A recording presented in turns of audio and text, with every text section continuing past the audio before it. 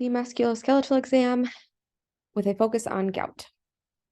For the sake of time, I'm not going to read through this slide, but this would be the subjective data to collect for a musculoskeletal exam. In terms of review systems, given that quite a few musculoskeletal conditions can affect the body systemically, a thorough review of systems is extremely important. In terms of the HPI for gout, it presents with symptoms of pain, erythema, and swelling in one or more joints. It usually is sudden in onset, usually within 24 hours, primarily located in the lower extremities, especially that first toe joint, but can involve the wrist, hands, ankles, and knees. Gout attacks usually reach maximum intensity within 8 to 12 hours, resolving within 2 weeks, and the pain can be described as excruciating with tenderness and loss of function in the area affected. Aggravating factors include movement and touching the area. Relieving factors can include ice and immobilization. Joint involvement can range from one joint to multiple joints, and the pain is usually constant during an acute attack, most severe in the first 24 hours. However, it is important to note that gout is episodic, so number of attacks can vary per person, and the severity of the pain can fluctuate. However, it is most often rated as severe. Gout versus pseudo-gout. Pseudo-gout may be clinically indistinguishable from gout. Gout is caused by a buildup of monosodium urate monohydrate crystals, while pseudo-gout is caused by a different type of crystal buildup. So imaging and joint fluid analysis are pretty much the only way to distinguish between gout and pseudo-gout.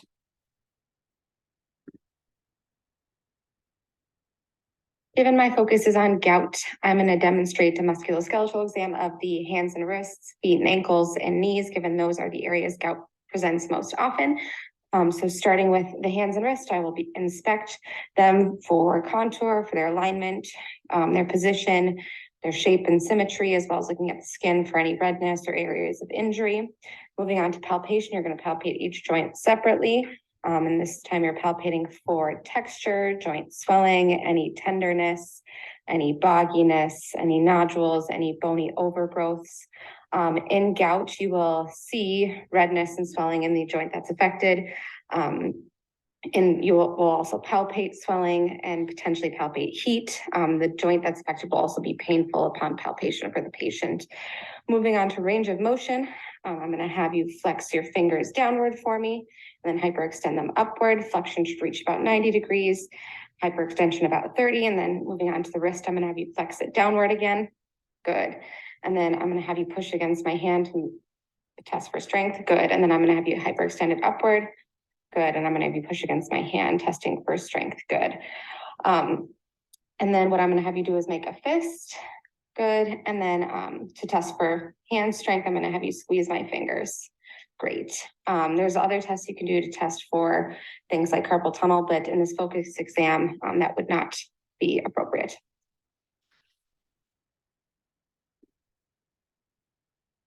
So moving on to feet and ankles, you're going to start by inspecting the feet, both sitting and weight bearing. So I'm going to have you stand up, and weight bearing, you're looking at the arches of the feet. And then you can sit back down. As you're inspecting, you're also looking for contour, position, size, alignment, and then again at the skin for any redness or areas of injury. Palpation, again, you're going to palpate each joint separately, looking for any heat, swelling, tenderness, effusion, and you're also assessing muscle tone at that time. Range of motion, you're going to have the patient dorsiflex their foot upwards. Good. And then plantar flexion downwards. Good. And I'm going to have you evert and invert your foot. So inside and outside. Good. And then abduct and adduct your foot. So moving it in and out. Perfect. And then point and flex your toes for me. Good. In gout, again, you will visualize redness and swelling. You'll also palpate redness and potentially heat and swelling, most likely an effusion.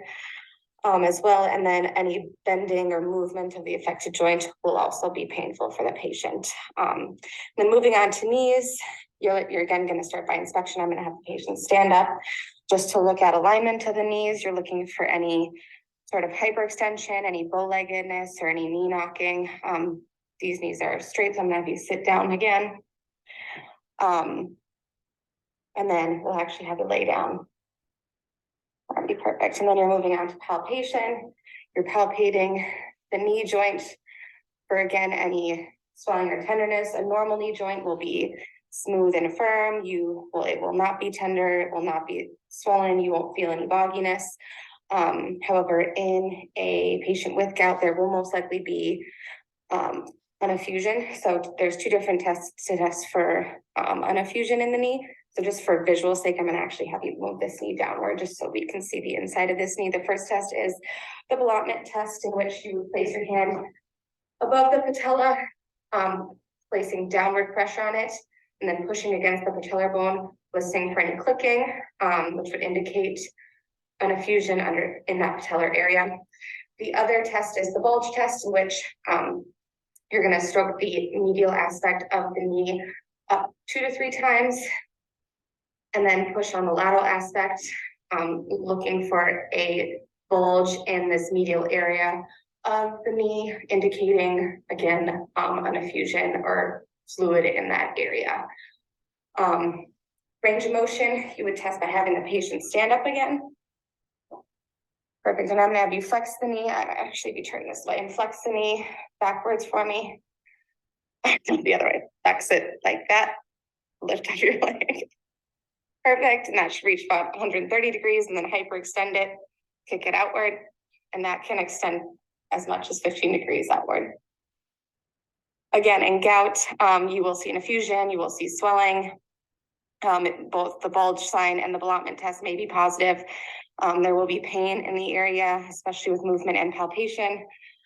There are also other tests, again, with the knee exam to do for other injuries like tear meniscus, but in this case, that would not be appropriate.